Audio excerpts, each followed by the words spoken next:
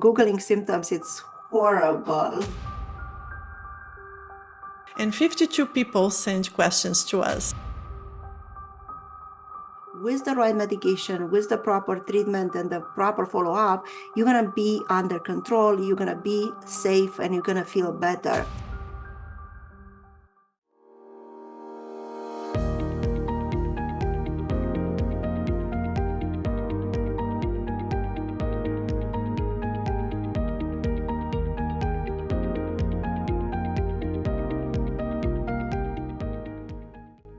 Is there a cure for arthritis? This is a wonderful question because a lot of people will ask me this question in particular. Arthritis is a general term that defines more than 100 types of arthritis. And because there are different types of arthritis, from wear and tear to inflammatory arthritis like gout and pseudo-gout, or autoimmune types of arthritis like rheumatoid arthritis or psoriatic arthritis, we cannot talk about a cure of arthritis, but all of these diseases, they have treatments, and with the appropriate treatment, those diseases can be very well managed. Have you ever witnessed any remission with your patients? And if so, what would be a way to achieve this? It depends on the type of arthritis. If we talk about rheumatoid arthritis or psoriatic arthritis or even lupus, yes, I have seen many people getting into remission. But what remission means, it means that with the right treatment, with the right monitoring, and with direct communication with the doctor, people are transitioning to no disease activity. I mean, no symptoms. Their markers of inflammation can be normal. So that's what we call remission. Remission is not cure. Remission, it doesn't mean that your disease will disappear completely. You can also lower the dose of medications and you can still stay in remission, but all depends on the type of patient and whatever other unique approach you have for your patients. Can autoimmune diseases go into permanent remission? So if people are referring to permanent remission, meaning that it's a cure for autoimmune diseases, permanent remission is not possible. Remission can be achieved, as I said, when you have no symptoms, when your markers of inflammation are normal, many other organs are not affected, and when you are on treatment, even minimal doses. But if you are on some treatment and you have no disease activity, that's what we call remission. What is the most difficult part about managing rheumatoid arthritis for patients and for you, for the treating physician? I will tell you from my experience what is my most difficult part. So, to make them understand that, yes, they do have an autoimmune disease, but that autoimmune disease is not the end of the world. Sometimes when they hear about the diagnosis, it's very, very stressful. But what I tell them is that look at rheumatoid arthritis, for example, as you would have diabetes or high blood pressure. With the right medication, with the proper treatment and the proper follow-up, you're going to be under control, you're going to be safe, and you're going to feel better. So understanding where you are in the disease process and the complications if you don't do anything, because there are patients that they don't want to do anything. And here there are multiple layers that you have to kind of peel out. First is where the fear comes from. And the fears most of the time comes from unknown. First, unknown. And second, from the bad experience that others have. And here, social media plays a huge role because there are all these, I would call them toxic support groups, where people come in and they say everything that goes wrong with them. And then if you take that experience on yourself and you feel like, oh my God, if they had so much side effects, I'm going to have that. So that's another barrier that for me as the physician is very hard to overcome. And then Googling symptoms, Googling symptoms, it's horrible because you're gonna feel like in 5 years you're gonna die, or in 5 weeks you're gonna die. So that's not really good. I see a lot of people that are hating doctors, or they hate pharmaceutical companies, where they think there is a connection, a dirty kind of connection between us as doctors and pharmaceutical companies. But the reality is that on one hand, we help you to diagnose and treat you, And on the other side of the spectrum, they also help you with all this research that was done by very intelligent people, many of them doctors or with doctorate degrees, that will help you get your disease better. And what had happened, especially in my world, in autoimmune diseases world, without that help, the research help, it was not possible to have the treatments that we have today. So I want people to understand that there is not a dirty shake hand between us, and we are there to help them. Dr. Girnita, can you please explain the differences between osteoarthritis and rheumatoid arthritis? There are many types of arthritis, and rheumatoid arthritis and osteoarthritis are just a few of the 100 types of arthritis. The difference is big. Osteoarthritis is a wear and tear arthritis in most cases, and it's usually an arthritis that comes with age, with overuse, and in people that had multiple episodes of trauma, that they were professional athletes. On the other hand, on the other spectrum, we have rheumatoid arthritis that usually starts at a young age. It can happen to start around menopause for many females, but usually at a younger age, between the age of 20 and 30. The difference is also in what kind of joints are affected, because osteoarthritis will affect joints under a lot of stress, like the thumb for females, or the knees, or the hips, while rheumatoid arthritis affects multiple other joints that otherwise they are not affected by arthritis. So will be the small joints of your hands, and it's both sides at the same time, both hands, both knees, both ankles, or both feet at the same time. And what is also very specific is that rheumatoid arthritis starts with a lot of stiffness that happens in the morning. And as the day goes by, that stiffness goes away and you feel better. While osteoarthritis, you feel a little bit of stiffness in the morning, but then as the day goes by, if you overuse your joints, you're going to feel much worse. What is the difference between osteoarthritis and psoriatic arthropathy in terms of symptoms and diagnosis? Because we just explained the osteoarthritis, now we're going to concentrate on psoriatic arthritis. So in many people that have psoriasis for many years, usually after 10, 15 years of dealing with the skin disease, about 25% of patients will develop what we call psoriatic arthritis. And this is, again, an inflammatory type of arthritis, an autoimmune type of arthritis that affects the joints. If we have to compare it with rheumatoid arthritis, it can affect joints in multiple areas, but it's not symmetric, it's not bilateral. You can have one finger here, one finger on the other hand, you can have a toe that is affected, or you can have the knees, but you can also have the spine, which is very rarely affected in rheumatoid arthritis. Again, I'm going to talk about the morning stiffness, which is specific for all the inflammatory arthritis. Morning stiffness lasts more than 1 hour. What is also specific for psoriatic arthritis is that it gives you a lot of tendinitis of the elbows, tendinitis of the Achilles tendon, plantar fasciitis, but also swelling of one finger at a time, swelling on one toe at a time, or inflammation in the eyes. Are there any genetic factors that may increase the risk of developing rheumatoid disease? Yes, there are some genetic predispositions, some genes that will predispose you toward developing more autoimmune diseases, but none of our autoimmune diseases like rheumatoid arthritis or psoriatic arthritis are genetically transmitted from generation to generation. So that's the difference between the genetic predisposition and actually the genetic transmitted disease.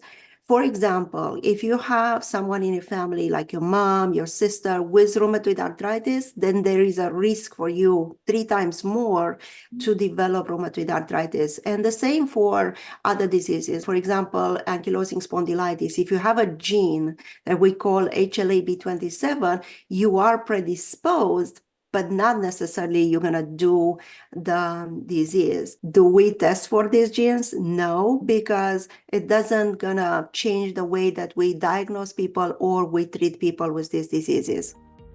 But would it be possible for a person to have the diagnosis of ankylosing spondylitis and does not have the gene? Yes, there are patients that they have ankylosing spondylitis and they don't have HLA-B27 positive. There are multiple other criteria that we use to diagnose people with ankylosing spondylitis, and HLA-B27 is just one, but it doesn't mean that if you don't have that positive, you are not going to have the diagnosis. Is it common to be diagnosed with Sjogren's syndrome based on symptoms alone when the tests are negative? Yes, this is actually a video in my channel about Sjogren that has 800K views. Sjogren is a very complex disease and unfortunately is not very well understood even by physicians. So when we think about Sjogren, first and the most important thing are the symptoms, the dry eyes, dry mouth, cavities, and many other symptoms that are neurological, but also other symptoms that can affect other organs. We do run blood work like the tests like ANA, rheumatoid factor, SSA, SSB antibodies, and most physicians will recognize Sjogren if you have those positive. But actually, we make a diagnosis based on the symptoms, on quantifying how dry are the eyes, how dry is the mouth. And then what is important, but also not helpful all the time, is the salivary gland biopsy. So if we get the salivary gland biopsy, and if there is a specific score that we found there, that plus your symptoms makes the diagnosis. What causes the Sjogren's syndrome? Do we know? We don't know. Unfortunately, it's still under research and it's under the umbrella of autoimmune diseases. We think maybe viruses are precipitating this proliferation of our B cells that leads to Sjogren's syndrome, but we still don't know, or we still don't have a lot of options for patients with Sjogren, unfortunately. Can cartilage destroyed by arthritis be regrown or replaced by anything more effective than the gel shot? I think this is debatable, and it depends who are you going to ask. If you ask me as a rheumatologist, I'm going to tell you that it depends on the type of arthritis that you have, and then second, it depends on how severe the arthritis it is. Because as you probably know, cartilages, they don't have a blood supply, so they have limited ability to repair itself. But when the cartilage is at the beginning, let's say in the beginning after a small trauma, probably, and the data that we have, and it's coming now, is that regenerative medicine with plasma or platelet-rich plasma therapy or stem cells, it appears to be beneficial in patients with early signs of osteoarthritis. But for moderate to severe osteoarthritis, I think the options are limited. We can try the shots, we can try the steroids, and eventually joint replacements are the solution. Is ankylosing spondylitis fully curable? What kind of lifestyle and medicine should a person follow if they have ankylosing spondylitis? So ankylosing spondylitis, like rheumatoid arthritis, psoriatic arthritis, are all autoimmune diseases, and ankylosing spondylitis focus on the spine, but there could be other joints, peripheral joints affected, and it's very well managed with medication. It cannot be cured, but it can be managed with medication. Unlike 20 years ago or 30 years ago, we have so many options because we started to understand our immune system, and we created certain targeted therapies for certain molecules that produce inflammation. I'm not going to go into details because there is so much to tell you, but when I talk to my patients, I always tell them, and I know that you are a big proponent of exercise, I always tell them, if you pair your medication with lifestyle modifications, your outcome will be 10 times better than someone that doesn't do any lifestyle modification.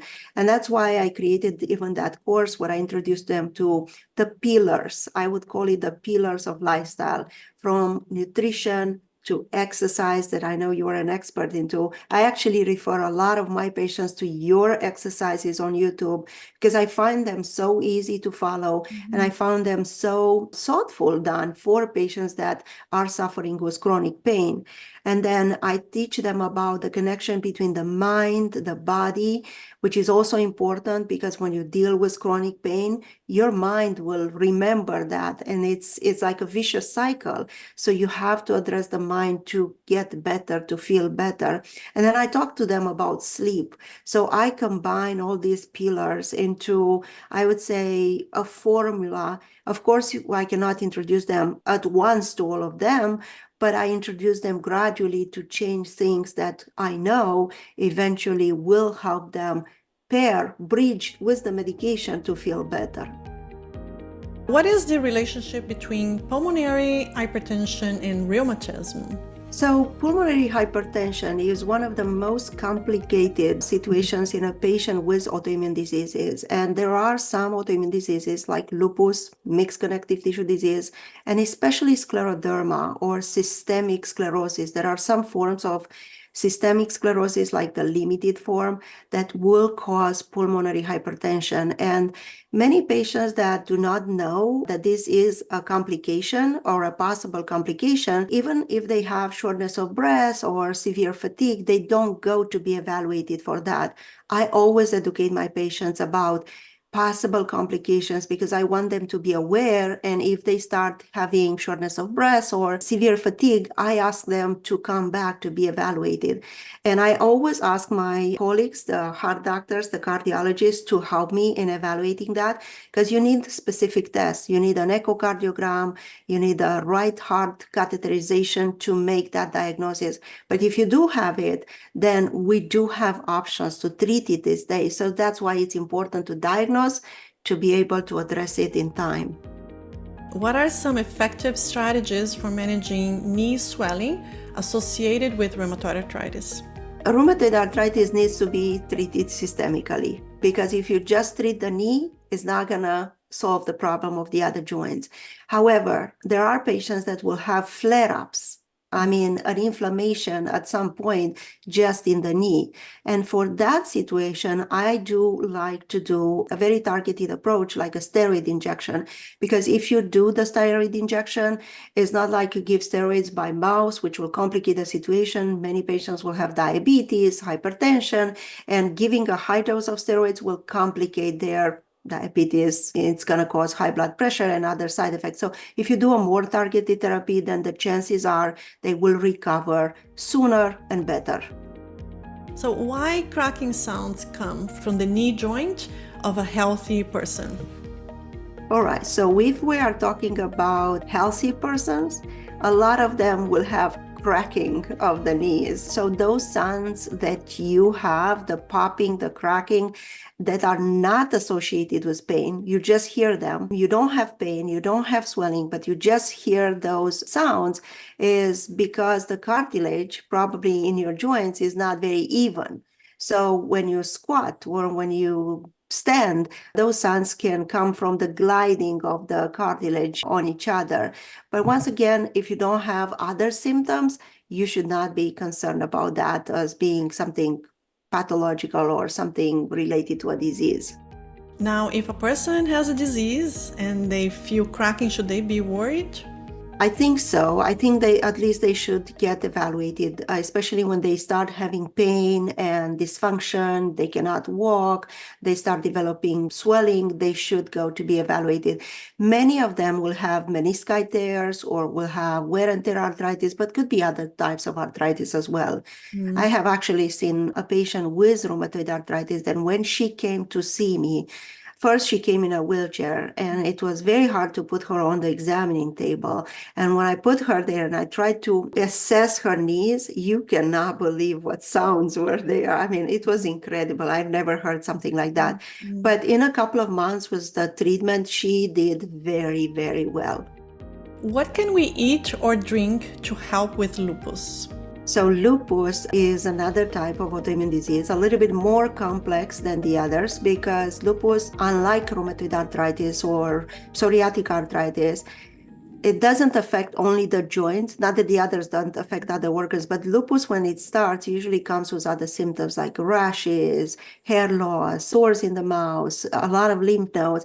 And what is specific for lupus, it can affect organs, like the kidneys can be failing very soon, the heart can be affected, the lungs can be affected. So lupus can come as a storm, as an autoimmune storm. And that's why it's important to have the diagnosis first, treat it appropriately, and stay in contact all the time with a rheumatologist, because we know how to deal with these things. And once the disease is controlled, I mean, you are not under the risk to lose your kidneys or, your heart to be affected, then you can talk about how to change things for nutrition. And I know you are a big, big proponent of the anti-inflammatory diet. I look at your videos and I love it, because that's what I talk to my patients. What is an anti-inflammatory diet? And I talk to them about the principles of the Mediterranean diet. I discuss with them, because it's very hard for people to adopt a vegan diet or a vegetarian diet. But when you talk to them about the principles of a Mediterranean diet, they understand and they embrace that easier. And what to avoid, I think that has been said so many times, but it's not enough times to be said.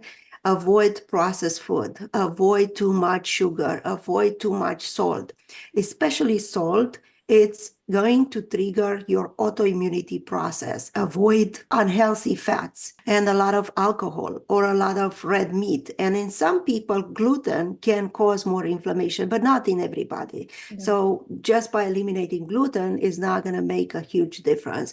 But it's important to understand what to eliminate, but it's also important to put back the things that are causing less inflammation that you talk about, I talk about, a lot of whole foods, whole grains, a lot of fibers, because fibers will modify the way that our gut bacteria work, and they will produce some metabolites, the short chain fatty acids, which will decrease eventually inflammation. And if people are interested, I can talk a little bit about the supplements that were found to be beneficial in lupus. A lot of people are interested to know what is the scientific evidence behind certain supplements. And when we talk about lupus, there are certain supplements, and one of them is N-acetylcysteine. N-acetylcysteine was known to modulate certain types of T cells or T regulatory cells in our body, but there were many studies done in animals and models of animals with lupus. Last year, we had finally a study in humans with lupus that had all the symptoms of lupus. And then besides the treatment that they got a supplement. So once again, treatment should be there plus the supplement. And those that got the supplement, the NAC supplement, they did better in terms of disease activity, with less pain, less inflammation, less inflammatory markers. And that was a grounding study, because we finally saw some evidence for this kind of supplement. The other thing is vitamin D. Vitamin D, I test my patients all the time about vitamin D when they come to me every 6 months, or, if their values are normal, every year. But I do encourage them to stay on vitamin D, like 2,000 units per day, because vitamin D is also a modulator for our immune cells. And vitamin D actually was shown to decrease the risk of autoimmunity. And it was a study in 2022. It was called the VITAL study, which proved that. And then it was a follow-up study that was just published a few months ago that showed that those people that did not continue the vitamin D, they lose that beneficial effect. So again, it proves us that continuing vitamin D and keeping the vitamin D to a certain level is helpful. Fish oil, as you probably know, is very powerful anti-inflammatory supplement because of the omega-3 fatty acids that are in the fish oil. And there are studies in patients with lupus and rheumatoid arthritis that show that fish oil, it will decrease not only the disease activity, but it will decrease the markers of inflammation and the need to take more medications. Because a lot of our patients, they use NSAIDs or non-steroidal anti-inflammatory medication, which can increase the risk for heart disease, kidney disease. So if you have a disease that it will increase the risk, like lupus. It will increase the risk for heart disease or kidney. If you take anti-inflammatory medication, that risk will be double or triple. So instead of using that, you may use a supplement, or you may eat a lot of fish to supplement the omega-3s in your body to help your lupus activity. Is an autoimmune blood work panel the definite way to check for an autoimmune disease? An autoimmune panel is just there to guide us. It contains a lot of antibodies if you do the whole panel, which are checked to check for different types of autoimmune diseases. But what I want to emphasize, and once again, I put that in my channel as well, a positive NA test is not lupus. A positive rheumatoid factor is not rheumatoid arthritis, because we as physicians, we have to pair the patient's signs, symptoms, with the physical exam, and then with labs and imaging studies. So making the diagnosis of an autoimmune disease is so much more complex than that. As people age, the shape of the fingers change, including bending and thickening of the joints. What causes this, and what can one eat or exercise or generally behave to lessen this progression? This is very common. I have a lot of ladies, elderly ladies, that will come into my practice and will ask these questions. So we don't really know why is this happening to begin with, but the reality is that if you use your hands a lot for repetitive motions, let's say typing, for example, then that might happen sooner. If you have that in your family, like your grandma or your mother, with changes in their hands, you might develop that as well. There is a genetic component there, but we really don't know what exactly is causing the changes. There are some studies that they look back and they say maybe there is a little bit of inflammation happening in the joints and that will cause the shifting in time. But even that, we still don't know what is the truth back there. What to eat, we talked about what we eat healthy. That will apply to everybody. But to exercise, I think you are the expert here. I love the exercises of your hands, especially for people with osteoarthritis or rheumatoid arthritis, because as you say all the time, motion is lotion. So they should continue to exercise. And water, drink a lot of water. Apparently, if you keep your body hydrated, that stiffness, especially in the joints as we age, it's gonna be less bothersome. What kind of exercise is good for a person with osteoporosis and spinal stenosis? I will tell you what I tell my patients with osteoporosis when they come to me and I see that they have severe osteoporosis, or, in the first stage of osteoporosis, if I could say so, or the numbers are not terrible, then I do recommend them to exercise. And I recommend them weight exercises. They could start with 2 to 3 pounds each hand. I also recommend them to go do aquatics, like exercising in the water, because I feel like the water will take a lot of pressure off your body and you're not at risk for falling. For example, if you start running or if you start dancing, you can do certain moves, twisting. For example, twisting is bad for you. That can actually increase your risk of falling and risk for fracture. But if you walk, if you go to a pool, if you do these weight exercises, I think that could be safer. Can tendons and ligaments become weaker after menopause and can cause pain and weakness in the upper limbs? Through menopause in the body, in the female body, there are a lot of changes.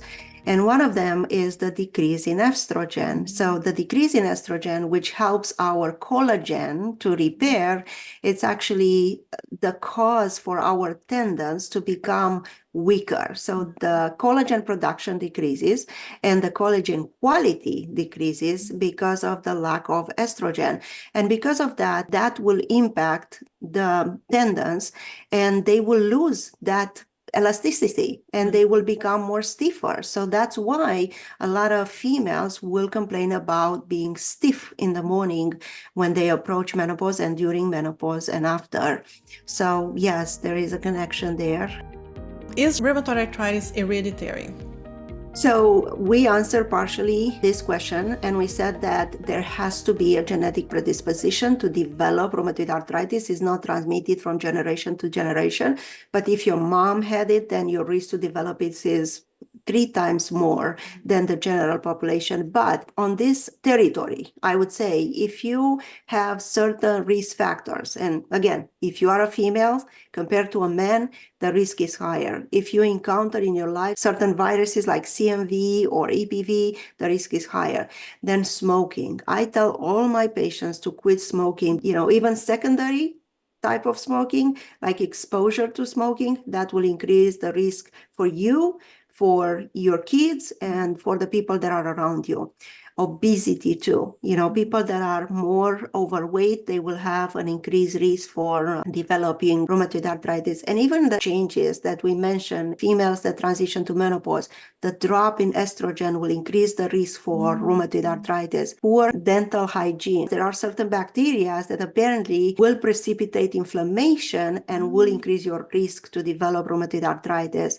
Nutrition, very important. So if you eat a lot of sugar, a lot of salt, that will increase the risk, and there are others too. And vitamin D deficiency. There are studies that prove that if you are vitamin D deficient, then your risk for developing this disease is higher.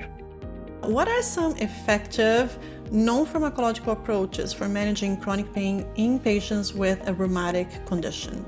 This is what I do every day. I bridge, the traditional Western kind of medicine with the non-pharmacological approach. I educate people every single day about how to bridge those two worlds, because one without the other might not be enough. That's what I started in my company, Rheumatologist on Call, to make this kind of approach personalized, comprehensive, and to help people bridge these two worlds. And besides that, there is no time, especially here in the United States. The regular practices, they have 15 minutes for a new patient and 7 minutes for a follow-up. So what can you achieve in that time? See the patient, write your orders, talk to the patient, write your notes, put the orders, code, bill, and then educate the patient.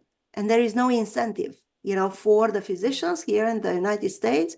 I don't know how it is in Canada, but here, there is no incentive to talk about lifestyle with the patients. There is no code for that. There's no way to bill. So you don't have the time, you don't have the knowledge, or if you have the knowledge, you have to prioritize what are you doing in your practice.